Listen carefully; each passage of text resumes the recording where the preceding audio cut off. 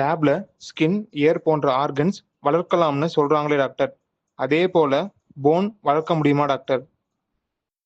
ஏற்கனவே நாங்கள் எங்களுடைய லேபில் இதே மாதிரி ஒரு மீசன்கைமல் ஸ்டெம் செல்லை எப்படி ஆஸ்டியோஜெனிக் செல்லாக மாற்றலாம் அப்படிங்கிறது செஞ்சுருக்கோம். இது எப்படி செஞ்சோம் அப்படின்னா,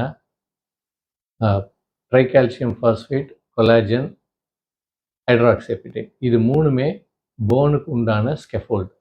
ஸோ இந்த ஸ்கெஃபோல்டில் ஸ்டெம் செல்லை ஆட் பண்ணோம்னா, இந்த ஸ்டெம் செல்லை வந்து இந்த ஸ்கெஃபோல்டில் ஆட் பண்ணி க்ரோ பண்ணோம்னா, அது கல்ச்சர் ஆகி க்ரோ ஆகி வரும் பொழுது அந்த ஹைட்ராக்சிஅப்படைட் எப்படி ஒரு எலும்பினுடைய மைக்ரோ ஸ்ட்ரக்சர், போனுடைய மைக்ரோ ஸ்ட்ரக்சர் எப்படி இருக்குமோ அது மாதிரி இந்த ஹைட்ராக்சிஅப்படைட்டினுடைய மைக்ரோ ஸ்ட்ரக்சர் இருக்கும்.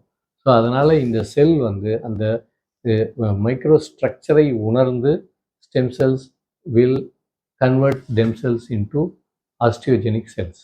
ஸோ இது ஒரு ஆஸ்டியோபிளாஸ்டாக மாற்றி அது ஆஸ்டியோபிளாஸ்ட்டுங்கிறத உறுதி பண்ணலாம். இது எப்படி உறுதி பண்ணலாம்னா, அதற்குண்டான ஸ்டெயினை போட்டு இது வந்து ஆஸ்டியோபிளாஸ்ட் தான், எம்எஸ்சி வந்து ஆஸ்டியோபிளாஸ்டாக மாறிவிட்டது அப்படிங்கிறத நம்ம கன்ஃபார்ம் பண்ணலாம். ஸோ இந்த ரிசர்ச் ஆல்ரெடி நாங்கள் செஞ்சுருக்கோம். இதே மாதிரி நியூரானல் டிஃப்ரென்சியேஷனும் இப்போ செய்து கொண்டிருக்கிறோம். ஆனால் இது ஆல்ரெடி ஜப்பானில் வந்துவிட்டது, கொரியாவில் வந்துவிட்டது அப்படிங்கிறது ஒரு மகிழ்ச்சிகரமான ஒரு நிகழ்வு.